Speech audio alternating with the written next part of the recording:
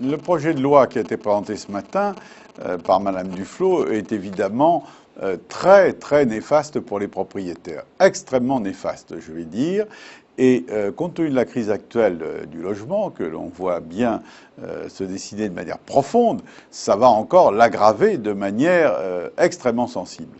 Comme vous le savez, on est parti sur une année 2013 catastrophique en termes à la fois de logements nouveaux et de transactions, puisque tous les spécialistes sont à peu près d'accord, sauf peut-être le gouvernement, sur le fait que l'année va être la pire depuis la libération. C'est pas rien quand même, quand on dit qu'il y a une pénurie de logements. Et il y a une pénurie de logements.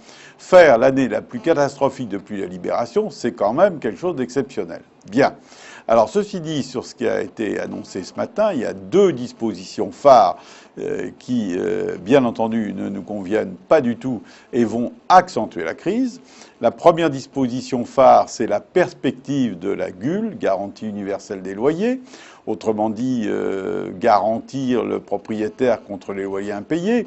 Dans un premier stade, ça peut sembler sympathique et ça peut sonner bien, sauf que, évidemment, on oublie de dire que ça revient à faire que le propriétaire va se payer à lui-même son loyer, puisqu'on va lui mettre une cotisation par des moyens divers dans un système qui ne peut qu'être explosif. Explosif, puisque ni le locataire, ni le propriétaire ne seront vraiment motivés et incités à une gestion saine d'une part du patrimoine de la part du propriétaire et d'autre part du locataire sur l'incitation à payer. Face à cela, on va créer une administration qui va être chargée de recouvrer, etc. Je ne suis pas certain que ce soit la façon à la fois la plus économique et la plus efficace pour recouvrer les paiements. Par conséquent, je vois une affaire extrêmement sombre. Heureusement, elle est programmée pour le début 2016. J'espère que d'ici là, nos gouvernements auront la sagesse de réfléchir et de revoir cette question et peut-être lui conférer le sort qu'elle devrait avoir, c'est-à-dire les oubliettes. Vous auriez préféré une garantie gérée par le privé ?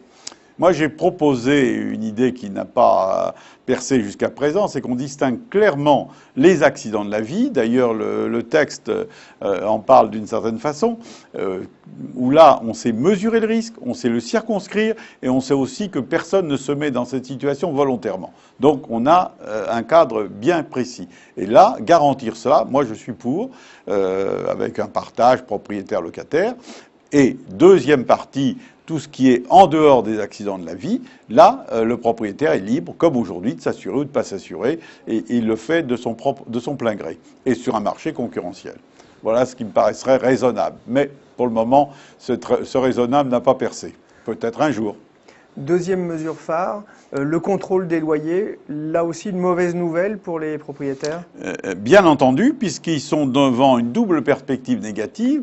D'une part, une diminution de la valeur de leurs biens, puisque la ministre crie haut et fort qu'il faut baisser les prix des logements. Par conséquent, ils sont devant une perspective de moins-value. Reconnaissez que c'est pas très attirant.